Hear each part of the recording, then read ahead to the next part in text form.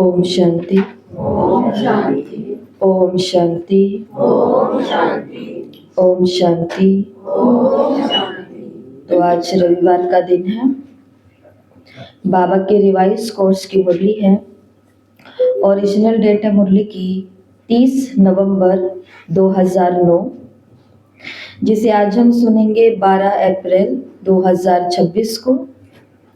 मुरली चली है संतुष्टता के ऊपर कि जो संतुष्टता का गुण है ये कैसे बाकी सभी गुणों को भी अपनी तरफ लेकर के आता है।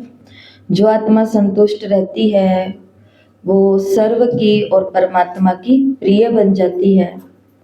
तो एक बार एक कौवा था, बहुत खुश रहता था, लेकिन जैसे ही एक दिन उसने एक हंस को देखा तो वो दुखी हो गया, क्योंकि कौवा था काला काला और हंस था गोरा गोरा। वो हंस के पास गया और हंस को जाकर के कहा कि हंस भाई, तुम तो कितने खुश हो, तुम कितने सुखी हो, क्योंकि तुम तो एकदम सफेद सफेद हो। तुम्हारे जैसा खुश तो कोई भी नहीं होगा मुझे लगता है। तो हंस कहता है कि कौवा भाई, मैं भी यही सोचता था कि मेरे जैसा खुश और कोई नहीं होगा, क्योंकि मैं तो वाइट हूँ। लेकिन जिस दिन मैंने तोते को देखा उस दिन मेरी खुशी उड़ गई, क्योंकि मेरे पास एक ही सफेद रंग है और तोते के पास तो 2 रंग है, हरा और लाल। तो इसलिए मैं तो उसके 2 रंग देखे तो मेरी तो खुशी खत्म ही हो गई। मुझे लगा कि तोते के जैसा सुखी इस दुनिया में, खुश इस दुनिया में और कोई नहीं होगा। तो कौवा उड़ करके जाता है तोते के पास और तोते को जाकर के कहता है कि तोता भाई, तुम तो बहुत ज़्यादा सुंदर हो और तुम तो बहुत सुखी हो। तोता कहता है, जब तक मैं मोर से नहीं मिला था मैं भी यही सोचता था, मेरे अंदर तो सिर्फ 2 रंग हैं, लेकिन मोर के अंदर तो कितने सारे रंग हैं। कौवा है वो उड़ करके अब एक चिड़िया घर में जाता है, वहां जाकर के देखता है कि हजारों लोग वहां पर आ रहे हैं वहां के मोरों को देखने के लिए। तो वो ये दृश्य देखता है और जब सब लोग चले जाते हैं तो वो कौवा उस मोर के पास जाता है और मोर को जाकर के कहता है कि तुम्हारे अंदर कितने सुंदर सुंदर रंग है और तुम्हें तो हजारों लोग देखने के लिए आते हैं, तुम तो बहुत सुखी हो। तो आगे से पता है मोर क्या कहता है? मोर आगे से कहता है कि मेरी इस खूबसूरती के कारण ही आज मैं चिड़ियाघर के अंदर कैद होकर के पड़ा हूँ। मैंने पूरे चिड़ियाघर के अंदर घूम करके देख लिया, यहाँ पर सारे पंछी हैं, सारे जानवर हैं, एक कौवा ही नहीं है चिड़ियाघर में। तो मैं भगवान को कहता हूँ कि काश आप मुझे भी कौवा बनाते तो मैं भी आजाद होकर के रह पाता, अपनी मर्जी से उड़ पाता, घूम पाता। कहानी का सार, क्योंकि दूसरे को देखेंगे और अपनी चीज की कद्र नहीं करेंगे तो हम हमेशा दुखी रहेंगे। और दूसरा है वो ये सोच रहा है कि ये कितने सुखी हैं और हम सोच रहे हैं कि वो कितने सुखी हैं। हमको उनके सुख के अंदर दिख रहा है कि मैं पीछे कितना दुखी रह गया, और वो जहाँ पर सुख के घेरे में बंधे हुए हैं, साधनों में, वैभवों में, और वो क्या चाह रहे हैं कि काश हमारा भी जीवन इनके जैसा खुशहाल जीवन होता। मुरली के अंदर भी बाबा ने संतुष्ट मणि बनने के लिए कहा है। हमारे साथ भी तो यही हो रहा है ना, हम भी तो वही कौवा हैं, उड़ करके कभी उसके पास जाते हैं, उनसे पूछते हैं भाई तुम इतने सुखी कैसे हो, फिर उनके पास उड़ के जाते हैं, फिर उनके पास जाते हैं। जाते थे पहले, मतलब जाते थे, अब तो सब टिके हुए हैं। लेकिन फिर भी ज्ञान में आने के बाद में हमारा लालच एक अलग प्रकार का हो जाता है ना। पहले कुछ और प्रकार की भटकन थी, चीजों पर, रिश्तों पर उड़ते थे, अभी हम कुछ और चीजों पर उड़ते हैं। क्योंकि अगर कल की मुरली के अनुसार, कल की जो दादी की डायरिया से मुरली आई, उस मुरली के अनुसार दादियों ने बोला है, बाबा ने बोला कि हमें अचल अडोल हो जाना चाहिए। एक संतुष्ट आत्मा ही होती है जो अचल अडोल रह सकती है। लेकिन इस बीके लाइफ में आने के बाद भी हम इतने विचलित क्यों रहते हैं? क्योंकि हमें जो चीज मिली है हम उसकी कदर नहीं करते हैं। तो अभी बने नहीं हैं, अभी हमें बहुत ज्यादा ही बनना बाकी है। सुनते हैं बाबा के आज के महावाक्य, तो आज रविवार है, मुरली का टाइटल है बाप व सर्व का प्रिय बनने के लिए संतुष्ट मणि बन। बाप व सर्व का प्रिय बनने के लिए संतुष्ट मणि बन, हर परिस्थिति के प्रभाव से मुक्त रहो। तो सभी अपनी अव्यक्त अवस्था में बैठना। मैं आत्मा अपने लाइट की काया में बिल्कुल बाप दादा को देखते हुए महावाक्य सुन रही हूँ। आज चारों ओर के संतुष्ट आत्माओं को देख रहे हैं। संतुष्ट मणियां चारों ओर अपने मणि की चमक फैला रही है। सबसे बड़ी से बड़ी स्थिति ही है संतुष्टता की। सदा संतुष्ट सभी को प्रिय लगते हैं, बाप को भी प्रिय है ही। सदा संतुष्ट वही रह सकता है जिसको सर्व प्राप्तियां हैं, और प्राप्तियों का आधार संतुष्टता है। इसलिए ऐसी आत्माएं सर्व ब्राह्मण आत्माओं को प्रिय है। सर्व प्राप्तियां अर्थात सदा संतुष्ट। संतुष्ट आत्मा का वायुमंडल में भी प्रभाव पड़ता है, और सर्व प्राप्तियां हैं परमात्मा की देन। परमात्मा बाप द्वारा सर्व शक्तियां, सर्व गुण, सर्व खजाने प्राप्त की हुई आत्मा सदा संतुष्ट रहती है। संतुष्ट आत्मा की स्थिति सदा प्रगतिशील होती है। आपको बताया था ना, कॉर्पोरेट कंपनीज और इन सभी के अंदर चार्ट तैयार करके देते हैं कि कंपनी शुरू हुई, ठीक है, लोग आए, सब कुछ हुआ, और एकदम से कंपनी का जो ग्राफ है वो एकदम से ऊपर गया। लेकिन जब गया तो एकदम ऊपर गया, मतलब तरक्की हुई, कमाई हुई, इन्वेस्टमेंट भी हुई, बहुत कुछ हुआ। लेकिन कुछ सालों के बाद में, कई सालों तक वो ग्राफ जो ऊपर गया था वो बस ऊपर ऐसे ही चल रहा है, ऐसे चल रहा है। वो ना और ऊपर जा रहा है, वो ना नीचे आ रहा है, बस जैसा था वो वैसे ही चल रहा है। तो फिर उन लोगों को क्या सिखाया जाता है कि आपकी पूरी पूरी संभावना है डाउनफॉल में आने की, क्योंकि जो बहुत समय तक ऐसे रहता है वो ऐसे नहीं जाएगा, वो कहाँ आएगा, वो नीचे आएगा। इसी प्रकार बाबा ने आज की मुरली में बोला कि जो संतुष्ट आत्मा होती है ना, वो सदा प्रगतिशील होती है। उनका फ्लो चार्ट, ये जो उनका ग्राफ है, वो ऐसे नहीं रहता मेरा अमृत वेला हो रहा है, मुरली हो रही है, हाँ आज मैंने ये कर दिया, हाँ मैं खुश हूँ, मैंने किसी को दुख नहीं दिया, ऐसे ऐसे ग्राफ चल रहा है। ये ना ऊपर जा रहा है एक कदम, ये ना नीचे आ रहा है। पूरी पूरी संभावना है अभिमान और अपमान आएगा, और ये सीधा कहाँ जाएगा, नीचे जाएगा। और जो संतुष्ट आत्मा है वो सदा, उसका जो ग्राफ है वो कैसे होता है, चढ़ती कला तेरे भाने सर्व का भला। वो हमेशा कल के दिन से आज का दिन उन्होंने प्रोग्रेस की है, चाहे वो ज्ञान हो, योग हो, अपने मूल धारणाएं हो, या सेवाएं हो, या पुण्य हो, इन सभी के अंदर वो प्रगति करती है। कौन सी आत्मा, संतुष्ट स्थिति वाली आत्मा। परिस्थिति संतुष्ट आत्मा के ऊपर प्रभाव नहीं डाल सकती, क्योंकि जहाँ संतुष्टता है वहाँ सर्व शक्तियां, सर्व गुण स्वतः ही आते हैं। एक संतुष्टता अनेक गुणों को अपना लेती है। तो हर एक अपने से पूछे, मैं सदा संतुष्ट आत्मा रहती हूँ। हर एक अपने से पूछे, मैं सदा संतुष्ट आत्मा रहती हूँ। संतुष्ट आत्मा सदा सर्व के बाप के समीप और समान स्थिति में रहती है। लेकिन इस स्थिति में रहने वाले बहुत साक्षी दृष्ट अवस्था चाहिए, त्रिकालदर्शी अवस्था चाहिए। हर कर्म त्रिकालदर्शी, अर्थात हर बात के तीनों कालों को परख कर फिर कर्म करने वाले। इसके लिए दो बातें आवश्यक है, और वो दो बातें हैं संबंध और संपत्ति। संबंध भी अविनाशी, संपत्ति भी अविनाशी। वो प्राप्त होता है अविनाशी बाप द्वारा। जब अविनाशी संपत्ति और संबंध प्राप्त हो जाता तो आत्मा सदा संतुष्ट और बाप की सर्व आत्माओं की अति प्रिय हो जाती। कोई भी परिस्थिति माया के रूप में आती है तो वो घबराते नहीं, ऐसे महसूस करते हैं जैसे बेहद के पर्दे पर मिक्की माउस का खेल चल रहा है।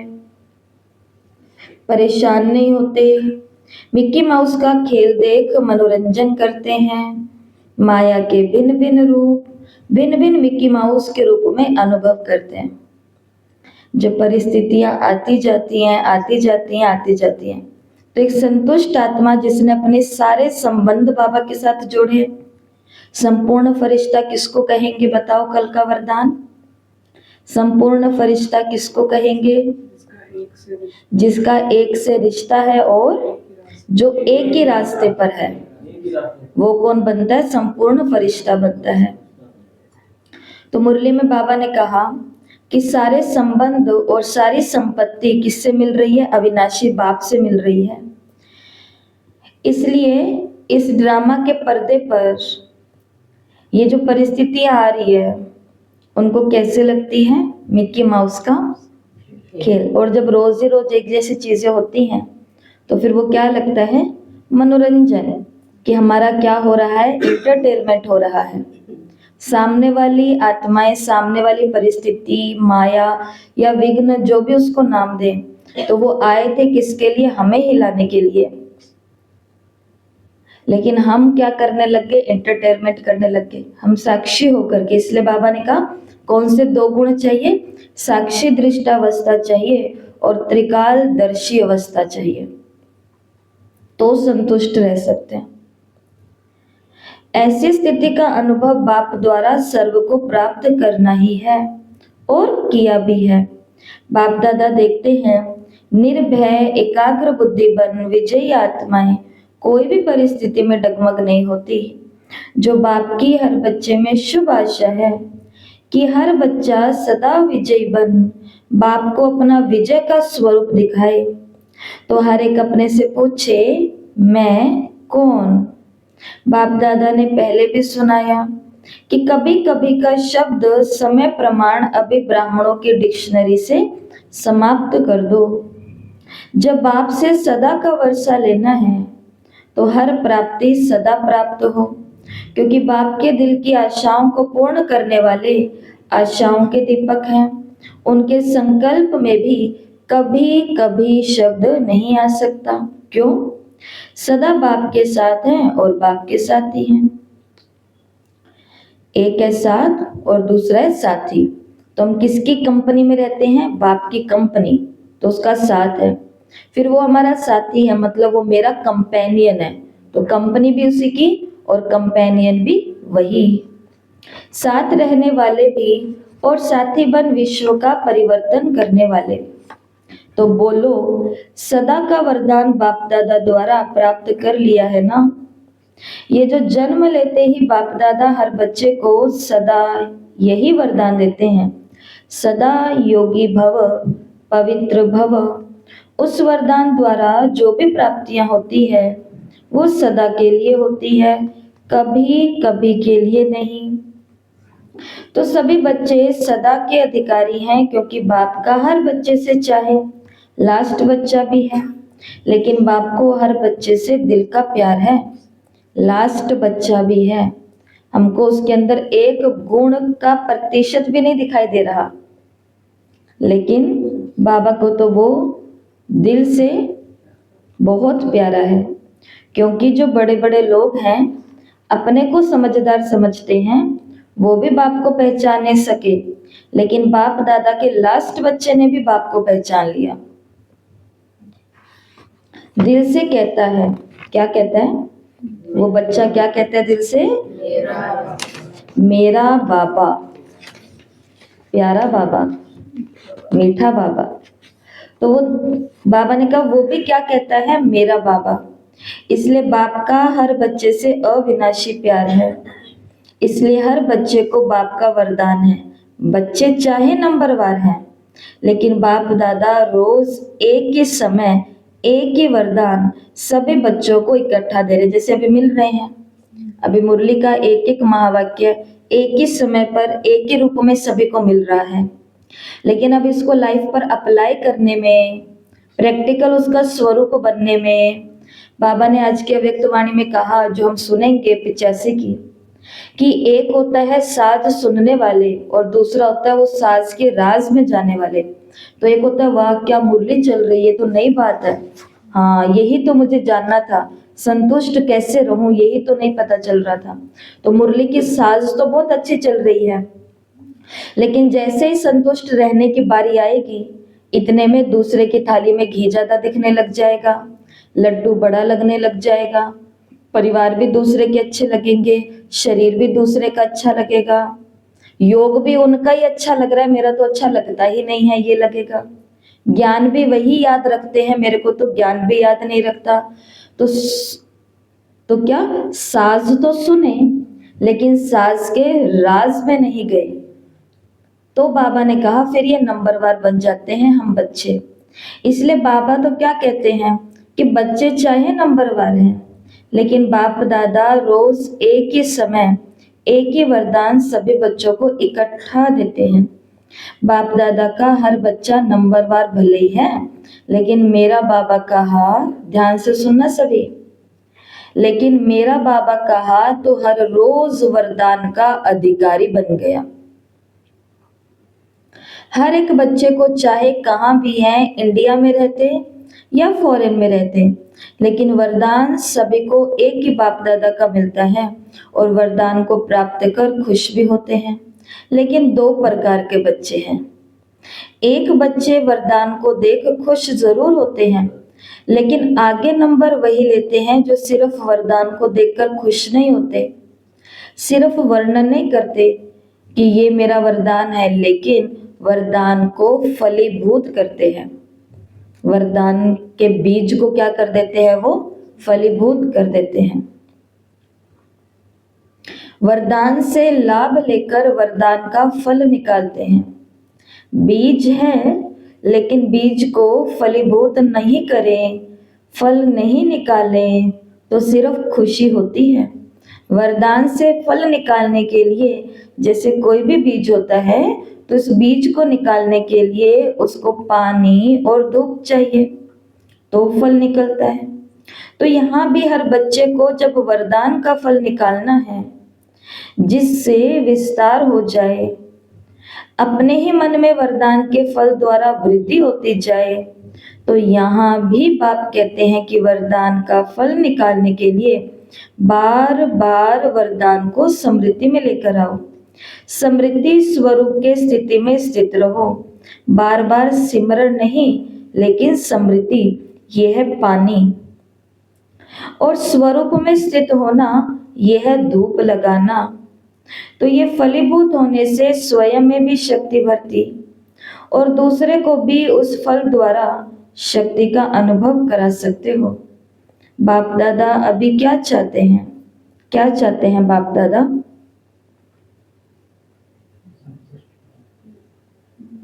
बाबा हमसे क्या चाहते हैं? सुधर जाओ। क्या चाहते हैं बाप दादा हमसे, बताओ। वो हमारा बाप है, बाप की इच्छा नहीं पता हमें? क्या चाहते हैं बाबा हमसे? जैसे इन्होंने बताया सुधर जाओ, यही उसकी इच्छा है। जल्दी संपूर्ण बन जाओ, रेडी रहो, घर जाना है। वरदानों को फलीभूत करो, खुद भी सिर्फ सुनना और वर्णन करना नहीं है। तो बाप दादा भी क्या चाहते हैं? क्योंकि बाप दादा कुछ समय से लेकर समय की वार्निंग दे रहे हैं। हर बच्चे की पढ़ाई के रिजल्ट का समय अचानक आना है, इसके लिए सदैव रेडी। साथ साथ बाप दादा ये भी इशारा दे रहे हैं कि अभी समय है उड़ती कला के तीव्र पुरुषार्थ का। चल रहे हैं, नहीं उड़ रहे हैं। साधारण रीति से अपनी दिनचर्या व्यतीत करना। बाबा ने कहा वो तो समय कॉमन पुरुषार्थ का गया। इसलिए बाप दादा इशारा दे रहे हैं, हर सेकंड हर संकल्प चेक करो, मानो अपना तीव्र पुरुषार्थ ना कर 1 घंटा साधारण पुरुषार्थ में रहे और 1 घंटे में अचानक ही अगर फाइनल पेपर का टाइम आ गया तो अंत मते सो गति। वो 1 घंटे का साधारण पुरुषार्थ कितना नुकसान कर देगा। ये बाबा के जो तीव्र पुरुषार्थी बच्चे हैं और बहुत सीरियस है इस ज्ञान मार्ग के अंदर, जो समझ चुके हैं कि गृहस्थी जीवन क्या है और मेरा वैराग का जीवन क्या है, ये बीके लाइफ कोई मजाक की लाइफ नहीं है कि बढ़िया हमें एक मिल गया टाइम पास का स्थान, साथ साथ में ये भी होता रहे, चलो भाई साथ में धर्म ध्यान भी होता रहे। लेकिन जो सच में बहुत सीरियस है कि मेरी पहले ये लाइफ है, बाद में जो कुछ है वो सब चीजें हैं, उन बच्चों के लिए, ऐसे बुद्धिमान शक्तिशाली बच्चों के लिए बाबा ने कहा है कि उनको 1 घंटा भी साधारण पुरुषार्थ नहीं करना। क्योंकि 1 घंटा साधारण पुरुषार्थ किसको कहते हैं? बाबा तो मेरे को याद है ही, बाबा तो मेरे साथ है ही, मैं तो भाई अच्छी ही हूं, मैं तो किसी को दुख नहीं देती, सुख कितनों को देती हूं। ये होता है साधारण पुरुषार्थ। और तीव्र पुरुषार्थी होता है वो ये लाइन तो कभी सोचता भी नहीं है कि मैं दुख किसी को नहीं देती, उसको ये सोचने की जरूरत नहीं है। वो तो बस ये सोचते हैं आज मुझ आत्मा के द्वारा बाबा ने कितनों को सुख दिलवाया। दुख नहीं देती, ये साधारण पुरुषार्थी की लिस्ट में ये वाली बातें नहीं होती, उनका चार्ट अलग होता है। तो बाबा का भी क्या इच्छा है या फिर बाबा भी क्या इशारा दे रहे हैं कि साधारण पुरुषार्थ भले 1 घंटा भी कर रहे हैं और उसी समय अंतिम पेपर आ गया तो अंत मति सो गति हो जाएगी। इसलिए हर बच्चे को हर संकल्प, हर सेकंड समय के महत्व को, समय के प्रति समय इशारा दे रहे हैं। हलचल के समय अचल रहने का पुरुषार्थ तीव्र पुरुषार्थी ही कर सकता है। साधारण पुरुषार्थी एवर रेडी बनने में समय लगा देगा। और बाप दादा ने कहा है कि सेकंड में बिंदी अर्थात फुल स्टॉप। अगर तीव्र पुरुषार्थ नहीं होगा तो क्या होगा? अनुभवी तो हो ना। देखो उन बातों को, जहां हम उसी सेकंड बिंदी लगा देते तो बात सही रहती, लेकिन हमने उस सेकंड बिंदी नहीं लगाई तो बाबा ने कहा अनुभव तो है ना। फुल स्टॉप लगाना, नहीं लगाने से क्या हुआ? फुल स्टॉप के बजाय क्वेश्चन मार्क तो नहीं बन जाएगा। बिंदी कितना सहज है और क्वेश्चन कितना टेढ़ा बांका है। फुल स्टॉप तो फुल स्टॉप हो जाए, कोमा की मात्रा भी नहीं हो, आश्चर्य की मात्रा भी नहीं हो, क्या करूं ये सोचने का समय नहीं मिलेगा। अभी तो सोच रहे ना, अभी तो कहते हैं भाई सोच के बता देना किस किस को चलना है, सोच के बता देना मधुबन किस किस को जाना है, सोच के बताना कि भट्टी कब से शुरू करनी है, सोच के बताना मुरली का सार किस किस को सुनाना है। हर बात में क्या कहते हैं? सोच के बताना। कोई बात नहीं, सोच के बताना। लेकिन बाबा ने कहा परिस्थिति के अंदर 1 सेकंड भी सोचने का टाइम,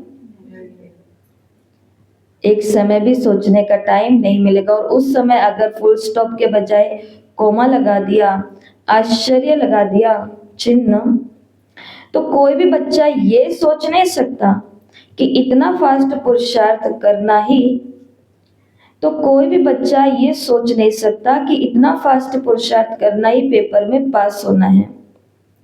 बाप दादा देखते हैं अभी भी, क्या देखा बाबा ने हमारे रिजल्ट में कि अभी भी कारणे अकारणे, क्यों, क्या, कैसे, ऐसे, ये कोई कोई बच्चों के रोज के चार्ट में दिखाई देता है।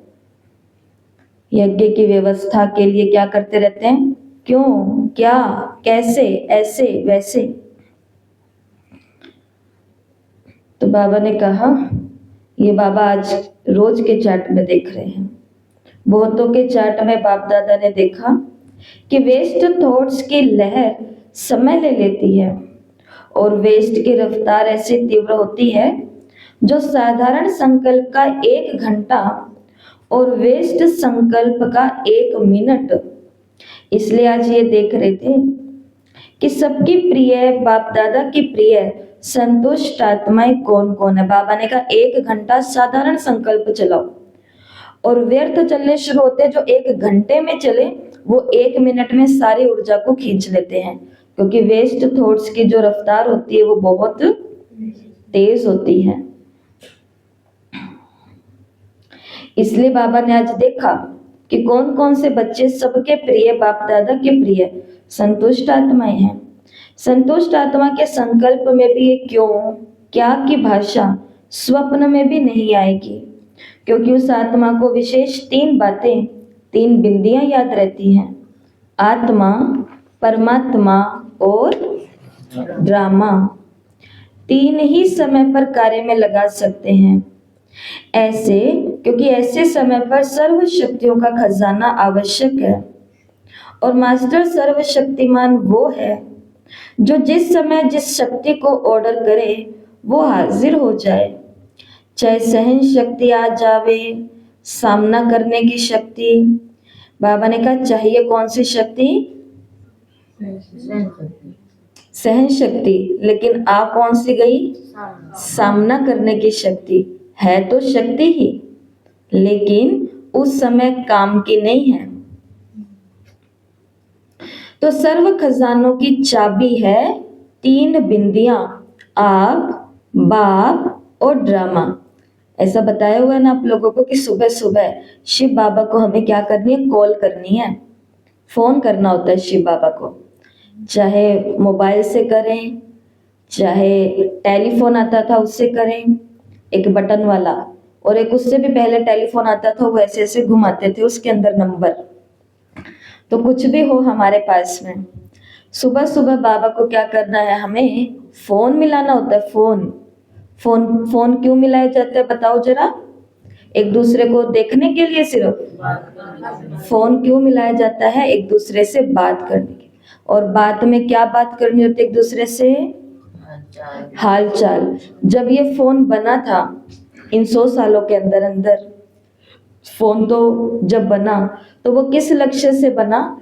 ताकि दूर कहीं कोई गया है दूसरे देश में, दूसरे शहर में, तो पीछे वालों को पता चल जाए कि राजी खुशी है। बस इतने से काम के लिए फोन बना था। मैं गलत तो नहीं कह रही?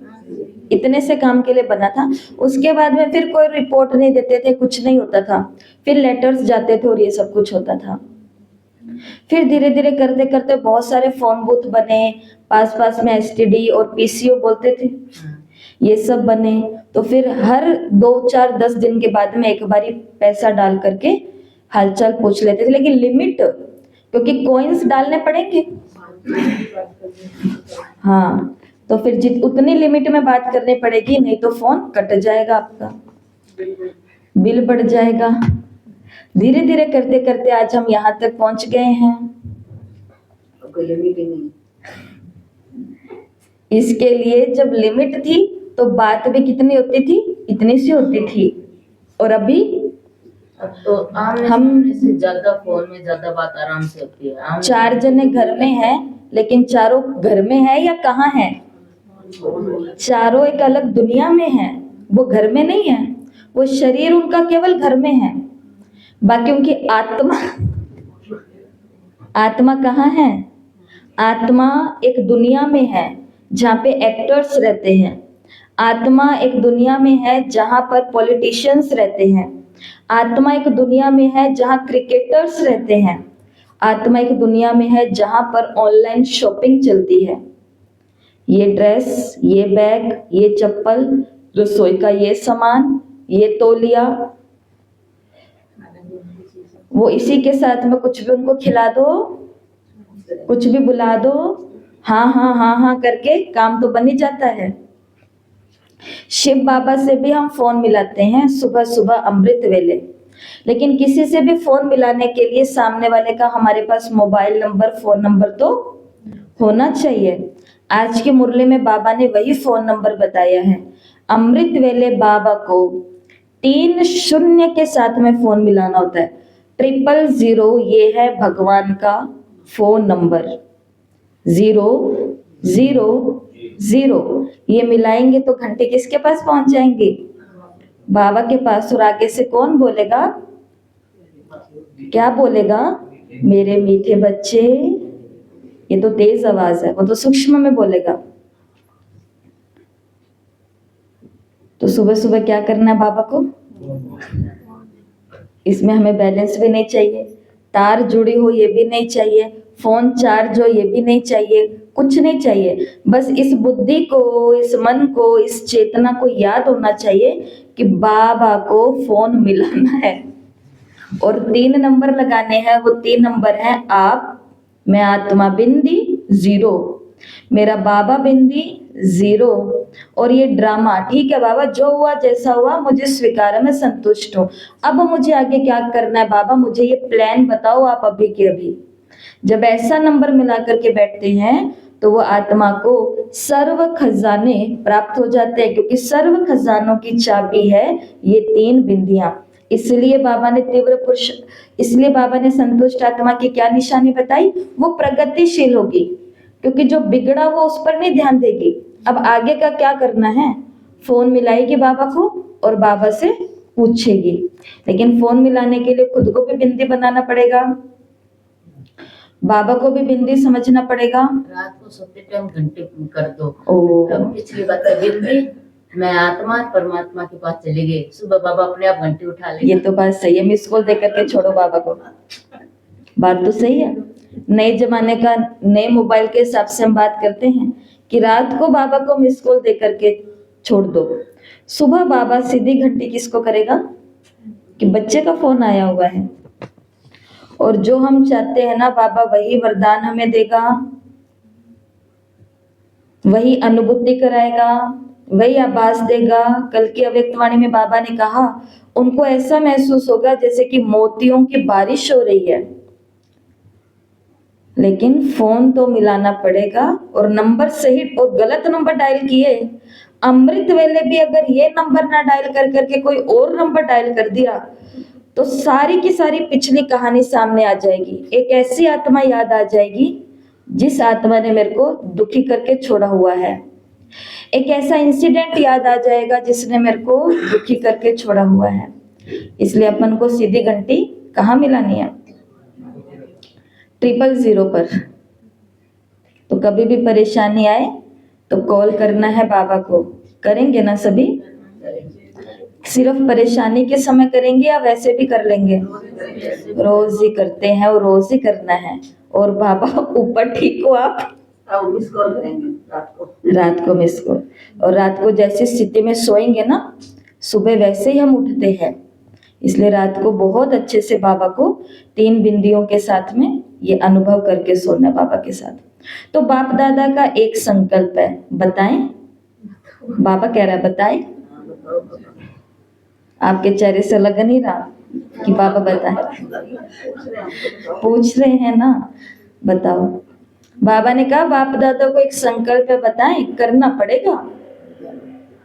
जो करने के लिए तैयार है वो हाथ उठाओ। सब बहादुर है, हम तो बच्चे। ठीक है, करना पड़ेगा। अच्छा, सभी हाथ उठा रहे हैं, मन का हाथ उठा रहे हैं या शरीर का हाथ उठा रहे हैं? मन का हाथ पक्का होता है, तो इस हाथ के साथ हमारा मन, ऐसे हाथ तो कितने लोग हैं जो ऐसे ऐसे हाथ ऊपर करते थे, आज वो नजरें ऊपर नहीं कर पा रहे हैं बाबा की तस्वीर की तरफ, क्योंकि उन्होंने सिर्फ ये वाला हाथ ऊपर किया। ये हाथ के साथ में मन का हाथ ऊपर करना है। बाबा ने कहा मन का हाथ पक्का होता है। बाप दादा समय प्रमाण हर एक बच्चे से ये शुभ आशा रखते हैं कि 15 दिन के बाद फिर बाबा का मिलना होता है। तो ये जो 15 दिन बीते अगले बाबा मिलन तक, ये जो 15 दिन बीते उसमें ये विशेष अभ्यास करो ट्रायल के लिए। रहना तो सदा है, लेकिन 15 दिन की ट्रायल करो और अपने अपने कनेक्शन वाले सेंटर्स को भी कराओ, चक्कर लगा के, फोन करा के उनको याद दिलाओ। बाबा ने भी किसको याद कर लिया? फोन को। उनके पास चक्कर लगा करके उनको फोन करा करके याद दिलाओ कि होमवर्क कर रहे हो। ये बाबा ने निमित्त आत्माओं को जिम्मेवारी दी है कि तुम भी फोन मिलाओ और फोन मिला करके अपने कनेक्शन वालों से पूछो कि जो बाप दादा ने होमवर्क दिया वो कर रहे हो? होमवर्क क्या है? इजी है। हर एक भिन्न भिन्न सरकमस्टांस बातों से क्रॉस तो करते ही हैं, लेकिन ये 15 दिन हर एक को संकल्प, वाणी और कर्म से कम 80% मार्क्स लेने हैं। बाबा ने कहा मेरी मनसा, मेरी वाचा और मेरी कर्मणा 80% कैसी हो, संतुष्ट करने वाली हो मेरे को, सबको, भगवान को, अच्छे हो। 20% फिर बाप दादा छुट्टी देते हैं। जैसे बाबा हमको बोलते हैं ना, 95% आत्माएं तुम्हारे साथ में रहने वाले वो होने चाहिए जो खुश हैं तुमसे। ठीक है, बढ़िया है। 5% की छुट्टी बाबा देते हैं, क्योंकि ये 5% आत्माएं बिल्कुल पीछे जन्मों से ठान करके आई है कि हमें ये चाहे अपना सिर भी काट करके दे दे तो भी इनसे संतुष्ट नहीं होना। ये अव्यक्त बाप दादा के महावाक्य हैं। इसके लिए उन 5% के बारे में नहीं सोचना। और लोग भी हमें आकर के कहेंगे कि आप इतनों को आपने ये कर दिया, आपसे फिर वो क्यों परेशान है, आपसे वो क्यों परेशान है, क्योंकि वो हमारे हिसाब किताब है इसलिए वो परेशान है। आपको इसमें टेंशन लेने की जरूरत नहीं है। आप तो उनकी टेंशन लो जो आपसे परेशान है। इन आत्माओं से तो शायद ये 5% आत्माएं परेशान हैं। और जो कभी कभी सुनाने वाले लोग होते हैं ना, यहाँ पे सुनने थोड़ी ना आते हैं सिर्फ ज्ञान, सेवा केंद्रों पर सुनाने भी तो आते हैं ज्ञान। उन लोगों के जीवन में कभी कभी क्या पाया जाता है, जब अपना सुनाना शुरू करते हैं कि उनके जीवन में तो केवल 5% आत्माएं हैं जो उनसे संतुष्ट है। बाकी 95% आत्माओं के जीवन में उन्होंने कोई ना कोई कुछ ना कुछ करा हुआ है। 80% बाबा ने कहा अपने मन, वाणी और कर्म पर तुम अटेंशन देकर के प्योर बनाओ। 20% अगर मेरे मन ने कुछ गड़बड़ी वाला सोच लिया, पूरे दिन में 5-7 संकल्प मेरे को व्यर्थ चल गए, बाबा ने कहा उसका तुम्हारा खाता मैं संभाल लूंगा।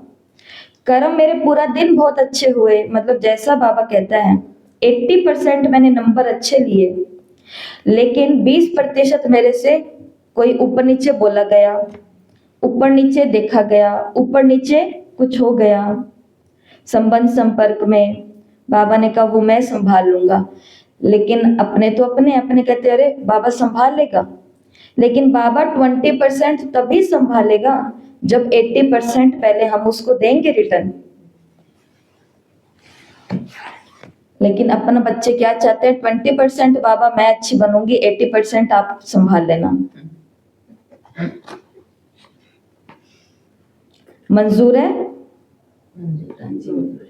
80% अपनी मनसा, वाचा और कर्मणा पे ध्यान देना पड़ेगा। और खुद को गृहस्थी समझ करके बिल्कुल नहीं हो पाएगा, आत्मा समझ करके ही हो पाएगा, क्योंकि गृहस्थी समझा और व्यर्थ चलना शुरू हुआ। ट्रस्टी समझा तो ये 80% का जो कार्य कर पा रहे ना, बहुत बाबा के बच्चे हैं जो 80% अपने संकल्प, वाणी और कर्म को अच्छा कर पा रहे हैं समाज की सेवा के लिए, अपनी सेवा के लिए। वो किस आधार पर? क्योंकि वो खुद को गृहस्थी नहीं समझते, वो खुद को क्या समझते हैं? ट्रस्टी समझते हैं, आत्मा समझते हैं। है मंजूर? मंजूर है? देवे ये काम देवे? अच्छा, 15 दिन। देखो माया भी सुन रही है, पहले बता देते हैं। बातें तो आएंगी, बातों को नहीं देखना, पास होना है, बस ये याद रखना।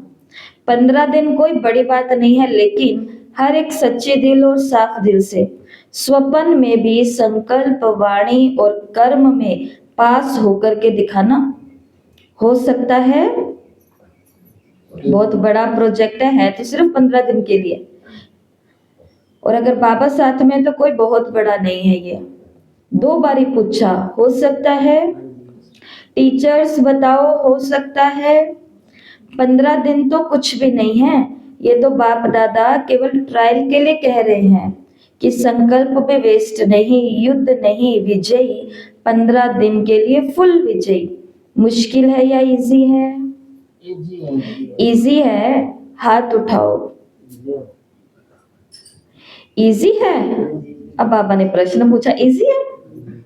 बाबा फिर बेटी तैयार कर रहे हो सिलाने, माया को तैयार कर रहे हो? बाबा की तो बेटी है। बेटी नहीं सर, बच्चा कर रहे हो। भगवान के कंपेनियन बाबा को बनाओ। साथी बाबा बोला साथी बाबा निश्चिंत हैं।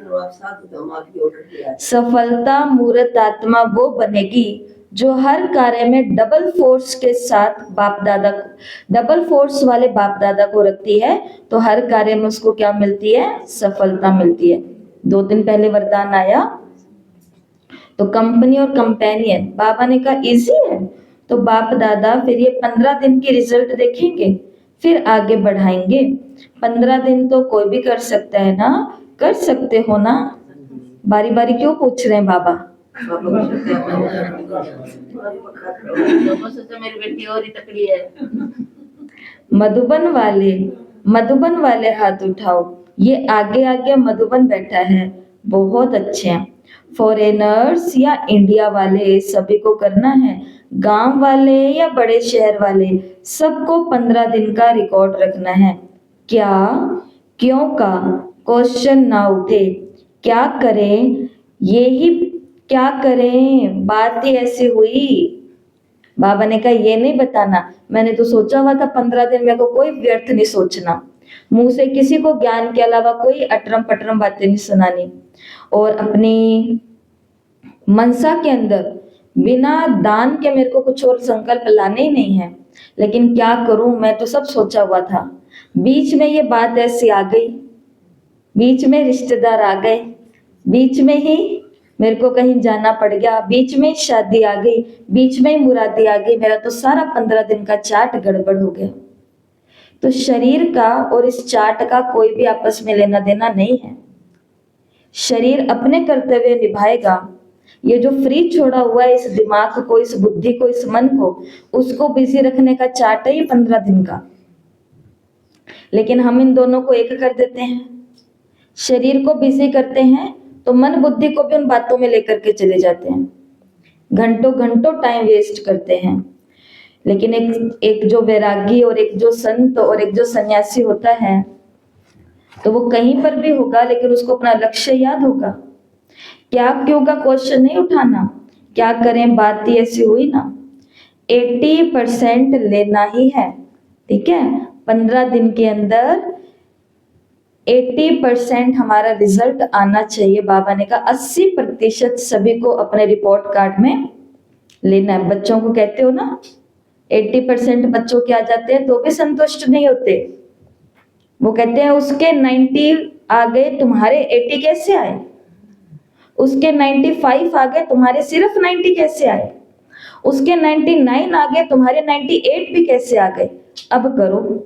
अब बाबा ने कहा 80% लेकर के, अब पता चलेगा उनके लिए कितना उस दुनिया के अंदर आज बच्चों के लिए मुश्किल हो रहा है इस प्रेशर के साथ रहना। अब बाबा ने हमारे ऊपर भी डाल दिया प्रेशर कि कितने % लाने हैं, लाएंगे पक्का। चेकिंग कैसे करेंगे? 15 दिन के बाद चेकिंग करेंगे। रोज के रोज चेकिंग करो कि आज पूरे दिन में मेरे मन के अंदर व्यर्थ आया क्या। 2 ही बातों की तो चेकिंग करनी है मन के लिए, नेगेटिव और वेस्ट। और आज की जिसको ये चाहिए, देखो मैं फिर से बोल रही हूँ, जो आत्माएं सीरियस है अपने इस जीवन के लिए, चाहे वो घर के अंदर है चाहे वो सेवा स्थान के अंदर, जो सीरियस है और जो चाहता है कि नहीं मुझे वेस्ट को लाना ही नहीं है। अब जिन्होंने सोच लिया कि भाई वेस्ट तो आएगा ही, क्या करें हम तो गृहस्थी हैं, उनके लिए ये बात नहीं है। लेकिन जो ये ठान लिया है कि व्यर्थ आना ही नहीं चाहिए, क्यों आ रहा है, उसका सारा का सारा उत्तर आज की 14 जनवरी 1985 की मुरली में आपको मिलेगा। बाबा ने कहा बस ये एक काम कर लो, वो एक ही शब्द का काम है, ये एक काम कर लो। बाबा ने कहा वेस्ट से तुम बच जाओगे, वेस्ट से बच जाओगे, वेस्ट से सेफ हो जाओगे, वेस्ट तुम्हारे पास भी नहीं आएगा। सिर्फ क्या करना, वो एक काम करना है। तो उसके लिए मुरली को पढ़ना, सुनना, थोड़ा सा भी इंतजार करना, थोड़ी देर के बाद हम उधर ही जाने वाले हैं। ऐसे कर्मों में देखो, कर्म के अंदर क्या होते हैं? कर्म के अंदर होते हैं संबंध, संपर्क, काम धंधे जो हम कर रहे हैं आजीविका के लिए। तो यहाँ पर 80% सब अच्छा रहा, गड़बड़ी हुई, अच्छा बाबा ने कहा तो 80% लेकर के आने। फिर भी बाप दादा हल्का कर रहे हैं, 20% छोड़ रहा है, क्योंकि बाप दादा देखते हैं कि कहाँ कहाँ चलते चलते माया आलस्य और अलबेलेपन में ले आती है। रोयल आलस्य ये था। रोयल आलस्य क्या होता है? आलस भी नहीं, रोयल आलस। ये था, ये रोयल आलस, अलबेलापन, ये तीव्र पुरुषार्थ में कमी डालता है। पुरुषार्थ करना ही है और बहाने क्या लगाते हैं? ये था। क्योंकि अभी बाप दादा सभी जो स्टूडेंट हैं, हर एक स्टूडेंट को भी पहले 15 दिन की रिहर्सल कराकर कुछ समय ऐसे ही अभ्यास कराना चाहते हैं जो सभी से हाथ उठवाएं। एवर रेडी तो सभी हाथ उठा सकें।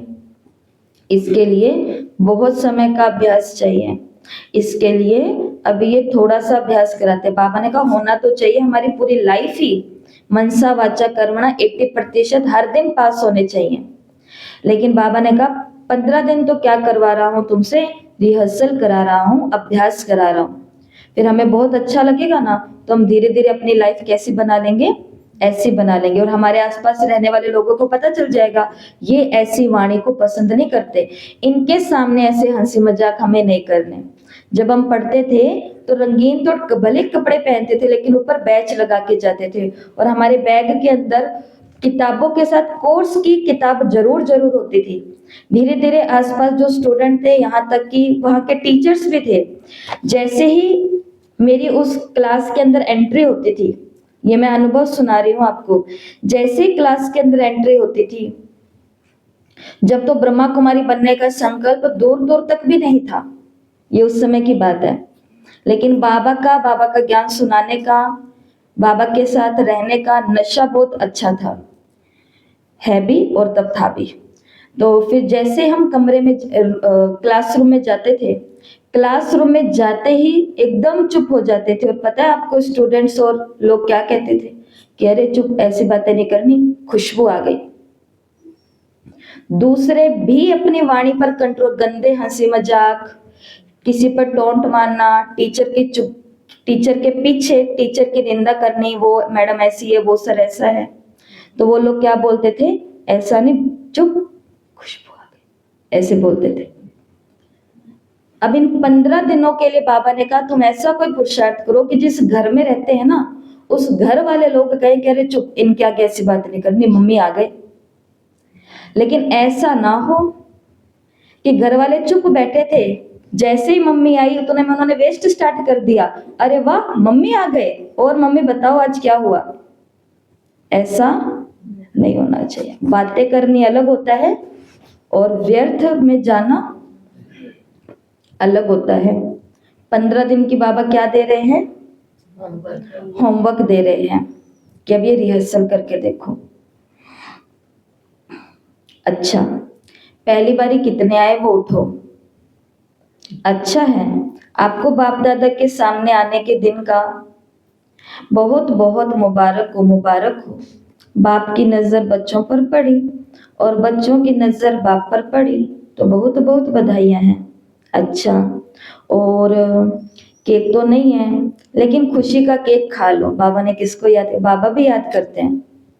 केक होता तो बाबा केक कटिंग करते, बच्चों तक पहुंचवाते जो पहली बार आए हैं। लेकिन चलो बाबा ने कह दिया कि केक तो नहीं रखी है स्टेज पर, लेकिन खुशी का ही केक खा लो। अच्छा है, अभी देरी से आए हो, लेकिन फास्ट जाके नंबर आगे ले सकते हो, इसलिए बाप दादा की तरफ से और सर्व आपके भाई बहनों का सबका मुबारक हो, मुबारक हो। ऐसा मिसाल होगा जो लास्ट में आने वाला भी, ऐसा मिसाल होगा जो लास्ट में आने वाला भी फास्ट जाके फर्स्ट लाइन में आ सकता है। इस महावाक्य को अपने जीवन का एक अभिन्न अंग बना लेना चाहिए हम लास्ट में आने वालों को, कि भगवान ने हमारे लिए इतना सोचा कि इन्होंने मुझे साकार में नहीं देखा, ये साकार में कभी मधुबन मेरे से मिलने नहीं आए, कभी इन्होंने बाबा मिलन वो वाला नहीं किया, ये कितनी सारी बातों से वंचित रहे हुए हैं। तो बाबा ने हमारे लिए क्या रख दिया, last so fast, fast so first जाने का मार्जिन रख दिया। थोड़ी सी जगह सीटें बचा दी तत्काल रिजर्वेशन के लिए, रिजर्व करके रखी है।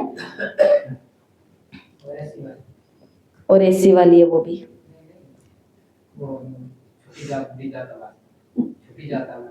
अच्छा, ऐसी तो कोई बात नहीं है। तो बाबा ने कहा ऐसा मिसाल होगा जो लास्ट आने वाला भी फास्ट जाके फर्स्ट लाइन में आ सकता है। अच्छा, चारों ओर के बाप दादा की आशाओं को पूर्ण करने वाले, आशाओं के दीपक, क्यों क्या की भाषा से न्यारे रहने वाले, सदा एक रस, सदा एक बाबा, दूसरा ना कोई, बाप में ही विशेष जीवन के 3 संबंध, जीवन के 3 विशेष संबंध हैं। बाप, शिक्षक, सतगुरु, अनुभव करने वाले। बाप से वर्षा, टीचर से पढ़ाई का वर्षा और सतगुरु से वरदानों का वर्षा प्राप्त करने वाले पद्म गुणा भाग्यवान हर बच्चे को बाप दादा का याद प्यार और नमस्ते। हम रूहानी बच्चों की रूहानी माता पिता बाप दादा को ओम शांति, शुक्रिया बाबा, शुक्रिया, वाह बाबा वाह। दादियों से, तो बाबा को दादियों ने बताया कि बाबा इस बार चारों ओर सेवाओं के प्रोग्राम बहुत अच्छे हुए। तो आगे से बाबा ने कहा सभी ने सभी को मदद भी अच्छी की, किसी को सोच नहीं करना पड़े कैसे करें, करना ही है। 1-2 की मदद से सभी प्रोग्राम अच्छे हुए, आवाज तो फैल गया, संदेश तो मिला, अभी आगे बढ़ो। फिर दादियों ने बोला कि बाबा योग में सभी ने बहुत अच्छी अनुभूति की। तो फिर बाबा ने बोला क्योंकि टॉपिक ही थी ना, वरदान लेना है, तो योग के प्रोग्राम से अनुभव किया। फिर पंजाब जोन के सेवाधारियों से बाबा ने मुलाकात की। पंजाब को ड्रामानुसार ये सन्यासियों महात्माओं की सेवा का चांस अच्छा मिला हुआ है और कर भी रहे हैं। पंजाब की स्थापना के समय पर जैसे सेवा आरंभ हुई वैसे सहयोगी और वारिस क्वालिटी वाले निमित्त बने। जितना ही हंगामे वाले थे उतने ही शेर क्वालिटी वाले निकले। अभी पंजाब को क्या करना है, ये तो विशेषता है। अभी पंजाब वाले कोई ऐसा शेर तैयार करो नामी ग्रामी जो सभा में माइक बन अपना अनुभव सुनाए। माइक बड़ा हो, छोटा नहीं। जैसे गवर्नमेंट के वीआईपी तो अलग होते हैं, लेकिन महात्माओं में भी वीआईपी होते हैं।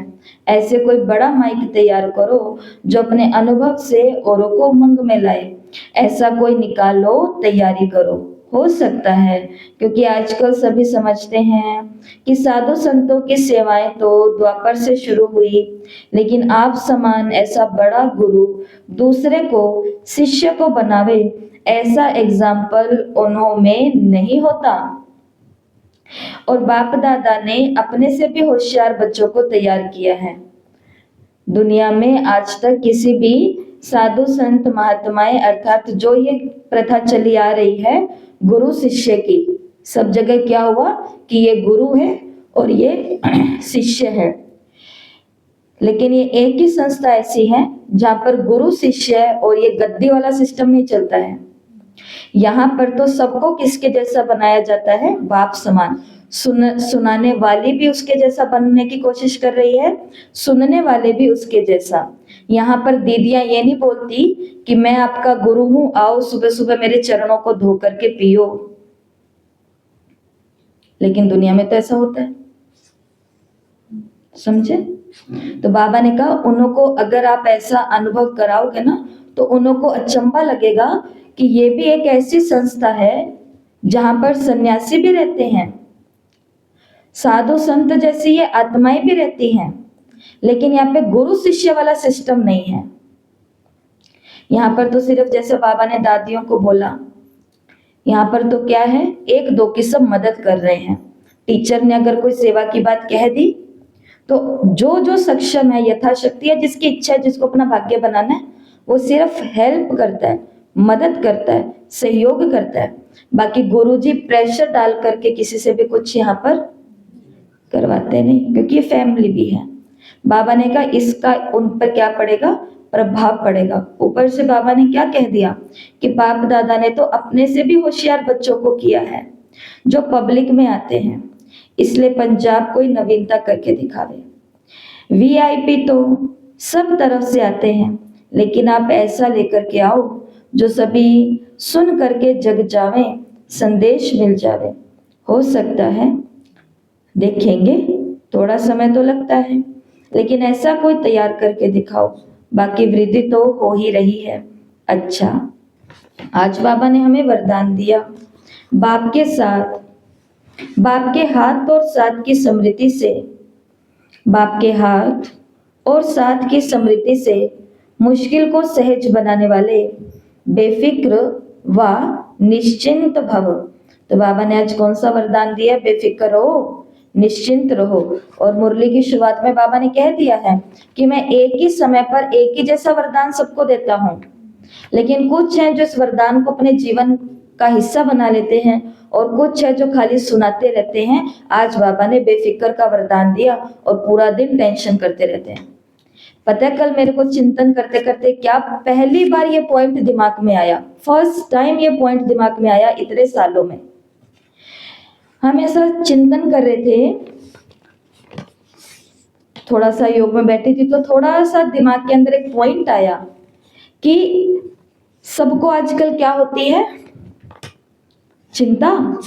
सबको आजकल क्या होती है? फिक्र होती है, चिंता होती है। मुझे मेरे लेवल की फिक्र होगी, परिवार में रहने वालों को उनके हिसाब से फिक्र होगी, जो जहां है उसको उसके लिए। चिंतन के बजाय थोड़ी सी क्या हो जाती है, जहां पर माथा भारी हो जाता है, चिंता हो जाती है। तो फिर मैंने ऐसे सोचा, आपसे जो भी सामने आएगा ना और जो ये कहेगा कि हमको चिंता हो रही है, उनको मैं ये पूछूंगी, बताऊं? अभी बताऊं या जब कभी बोलोगे तो बताऊं? अभी बता दूं। तो ये पॉइंट दिमाग में आया कि मैं ये कहूंगी कि आपको इस बात की तो चिंता खा रही है, वो कहते मुझे खा रही है चिंता आपको। आज मैंने कितने घंटे योग किया, ये चिंता खाई? ये चिंता क्यों नहीं खाई? आपने आज कितनी बारी मुरली पढ़ी? सेंटर पे आके पढ़ी, घर पे पढ़ी, मोबाइल पे पढ़ी, कहाँ पे पढ़ी, कितनी बारी पढ़ी? आपको ये चिंता हुई कि मैंने वहां जाकर के नहीं करी? खाई आपको ये चिंता? खाती है कि जब नहीं जा पाते तो ये भी होता है कि आज मैं क्यों नहीं। ठीक, कोई बात नहीं। आज मैंने कौन से पॉइंट को धारण किया? मुरली के अंदर क्या था? मुरली के अंदर क्या था? याद ही नहीं आ रहा। फिर कहते कोई बात नहीं, बाबा कहते हैं आत्मा समझ के याद करो, गीत लगा लेती हूँ, बाबा को याद करती हूँ, फिर दोबारा पढ़ते हैं। तो जो चिंता खानी चाहिए वो चिंता हमको खा नहीं रही है, और ये तो खानी चाहिए हमको। बाबा ने दादियों को कहा केश खुले छोड़ने हैं तुमको, तो पहले अपने दादियों की फोटो देखी हुई ना पुरानी, वो बाल खुले रखते थे। कारण क्या था? क्योंकि द्रौपदी का मिसाल, जब तक उसके दुर्योधन के, दुशासन के खून से अपने केशों को नहीं धोऊंगी तब तक ये बाल नहीं बांधूंगी। तो बाबा ने भी तब कहा था कि जब तक तुम स्वर्ग को नहीं लाओगी तब तक ये केश नहीं बांधोगी। तो सब केश को खुला रखते थे। फिर धीरे धीरे समय बदला तो केश खोल करके रखना ये फैशन बन गया, तो बाबा ने चोटी बनवा दी, क्योंकि ब्रह्मा कुमारी अलग दिखनी चाहिए संसार के अंदर।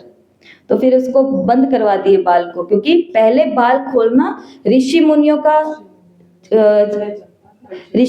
का कल्चर था, फिर बाद में बाल खोलना फैशन का आ गया। तो जब तक स्वर्ग नहीं आ जाता तब तक मैं इन बालों को नहीं बांधूंगी, या ऐसा कहानी आई। तो बाबा ने उनको ये अच्छी वाली चिंता दे दी। इसके लिए दादियों ने क्या करी? सेवाएं करी, सेवाएं करी, सेवाएं करी।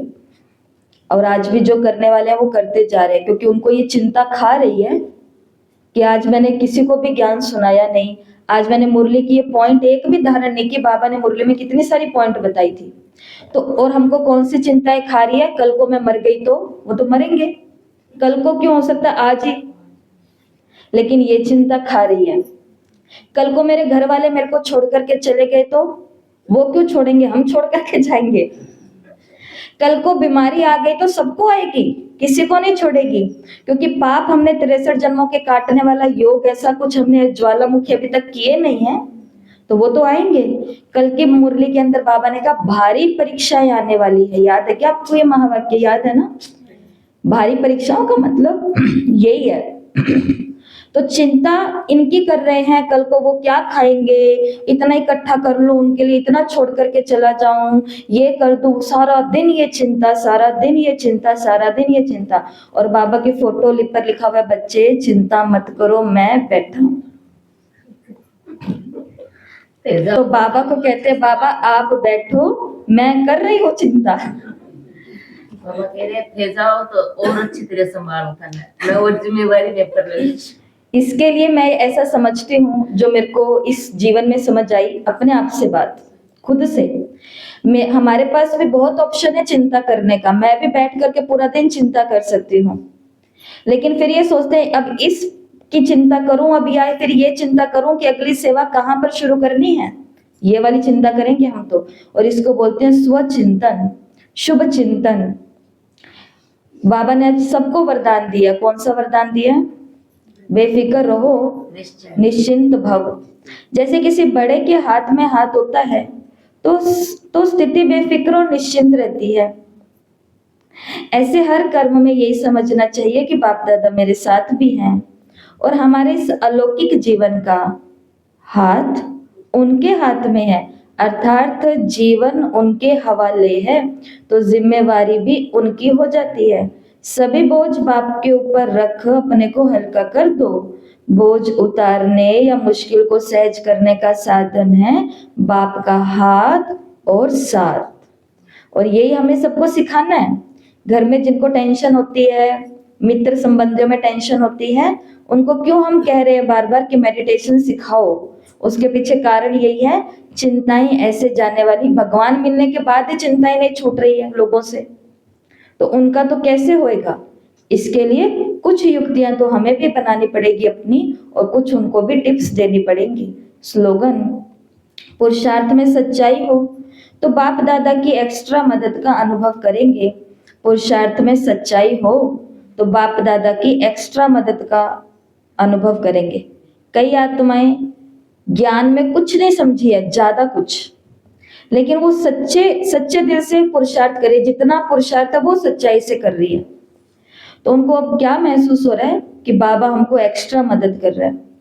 फिर उनको किसी और की नहीं, सारी की सारी मदद किसकी मिलती है? बाबा की मिलती है। ये है आज के अव्यक्त इशारे। अगर आपसे कोई टक्कर लेता है तो आप उसे अपने स्नेह का पानी दो। आप अपने मधुरता और नम्रता के गुण को नहीं छोड़ो। नम्रता की ड्रेस को पहन के रखो।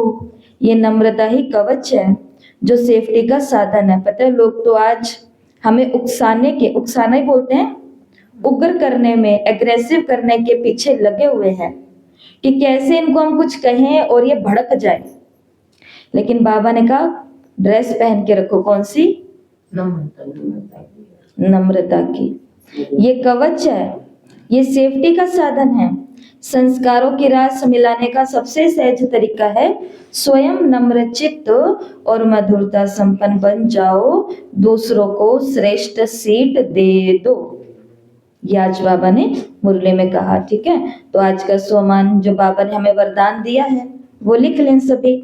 मैं बेफिक्र और निश्चिंत आत्मा हूँ। कम से कम 21 बारी मैं बेफिक्र और निश्चिंत आत्मा हूँ। अच्छा, ओम शांति।